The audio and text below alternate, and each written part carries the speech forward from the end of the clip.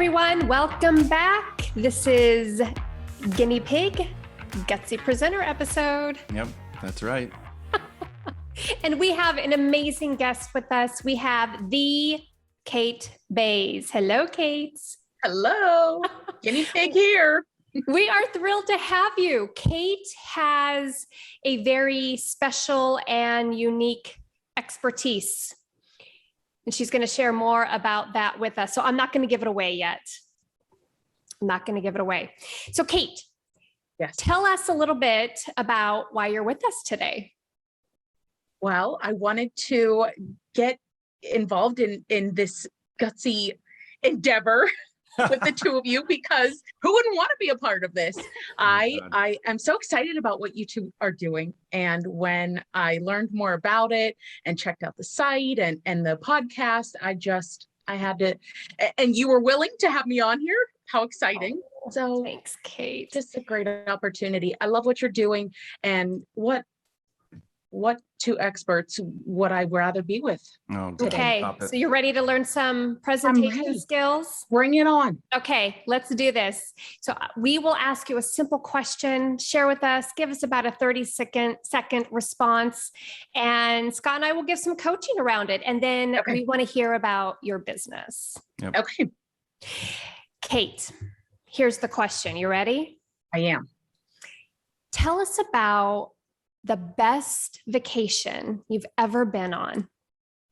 Oh, when we were little, a neighbor of mine took us to Canada, to Niagara Falls with my parents.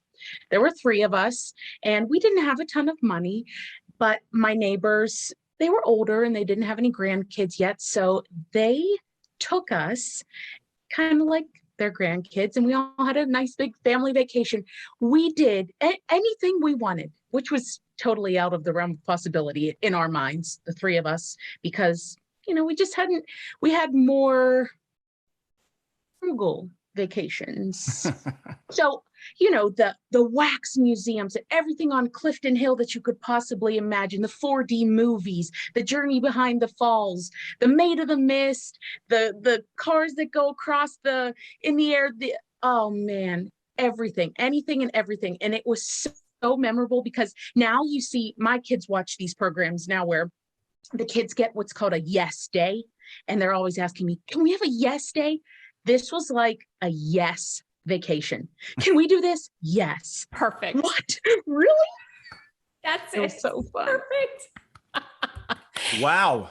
Kate, I specifically wanted for you to share a story, and thank you for doing that, because we've been talking a lot about the power of storytelling and how stories can really draw an audience into our presentation and to be able to build a connection with us. I have to say, the way you started, when I first asked you the question, tell us about your most favorite vacation. Do you remember how you started? No. Oh, it Gone was already. your volume went low, and you had this, like you were really, this was an emotional experience for you. And Good memory. I could feel that from you. Scott, did you notice that?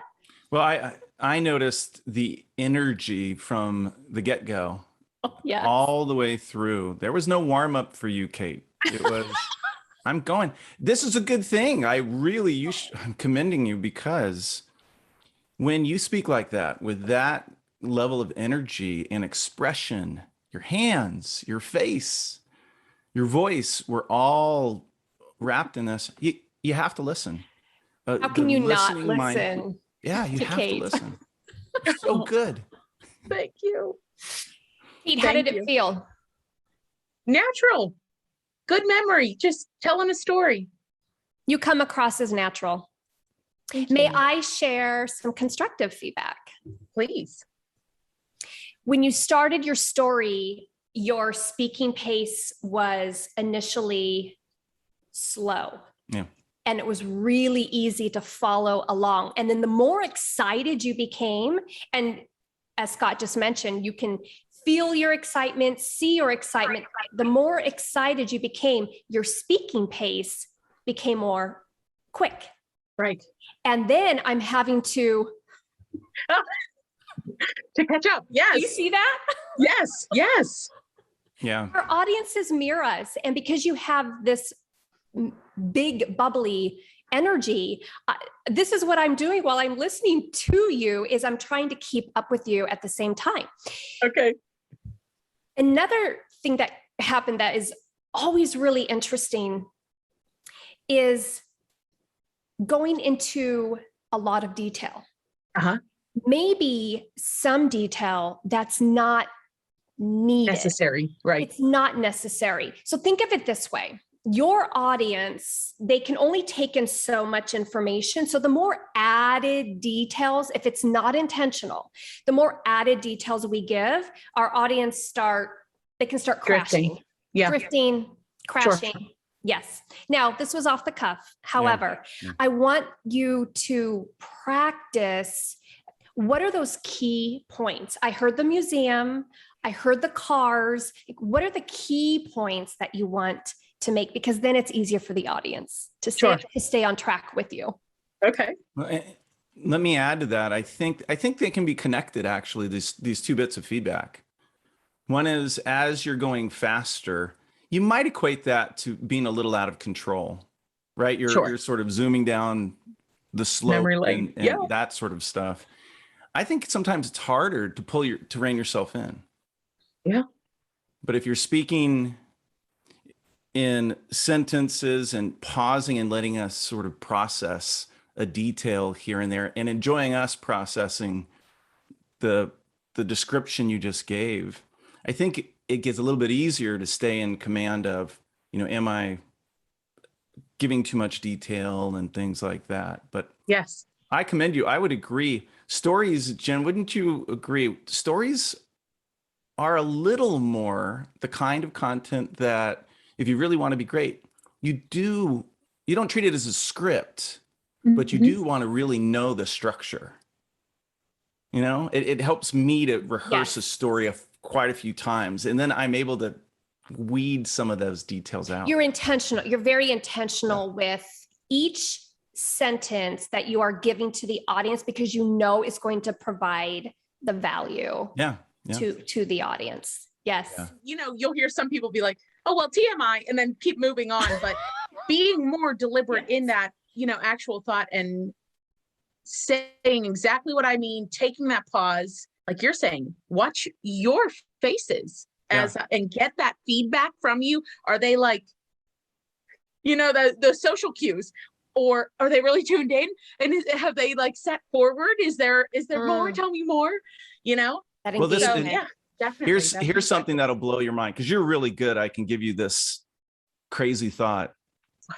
When you're telling me about this trip to Niagara Falls, right? I've never been there. Oh. So I don't see what you see. Even if I've been there, I can't see your story. So when you talk about the cars and and all this stuff going on, I'm seeing my own version based on a little memory bank of things I've experienced. So the idea that I want you to kind of embrace, because you're so good, is if you're really good at storytelling, you remember that you're really just a metaphor for the story in your listener's head. You sort of melt away, and I'm playing a movie in my head of memories from my thing. It's humbling, but it's also really cool, because it's such an act of generosity to tell a great story. So Kate, going off of that, it's trying to paint that picture for your audience. Right. That it's painting that visual for your audience so that they can place themselves into that experience with you. Yeah. Right. Earlier, I mentioned Kate has a very special, valuable skill set. Yep. Kate and I have worked together because she's helped me with my workshops. Kate, tell us what you do. So I am currently, and have been for the past decade, a virtual producer, which in the tumultuous time of COVID has been such a wild ride. So anything virtual I've been sinking my teeth into it, whether, it's government conferences or train the trainers, training companies on how to use virtual platforms, helping with workshops, big corporate meetings that have turned into virtual conferences, just a day or two now instead of meeting for this big event. So I'm the one pulling the strings. I'm the one behind the curtain. Kate, you remove the headaches that facilitators and presenters have because it's difficult to manage a big audience in virtual and give a presentation at the same time. So you make it easy for the presenter. Scott, we talked about this a little bit, right? When we hopped on the line. Yep. It's okay. No one's going to die on the table, so to speak. Right. So you don't have annotation tools, or you don't have that, or you don't have the latest version of this. Let me show you a really cool trick. Let me show you a workaround. Let me make you feel comfortable so that you're not so bogged down with your frustration that you're not learning and you're not getting what you needed out of today's workshop. I want you to have fun. We're connected from all around the world. This is awesome. You are a major problem solver. Yeah. That's what I really remember when we worked together. Kate, what is your website? So I'm still working at this. This is all very, very new. Virtual Agility on LinkedIn, and still piecing this all together. So brand new. Okay. So let's connect with Kate over LinkedIn. Yep. Scott, do you have anything else you want to add? No, I just want to say what a great combination you bring to the table. You're putting people at ease, and your problem solving skills. Man, that is a 1-2 punch. So, and thank you for letting us use you as a guinea pig. Oh, my pleasure. Thank you for letting me be your guinea pig. Thank you, Kate, so much. Thank you, Scott. And everyone, don't forget to follow Gutsy Presenter on LinkedIn so you don't miss these episodes. Yep. All right. Goodbye, everybody. Thanks, Kate. Take care. See ya.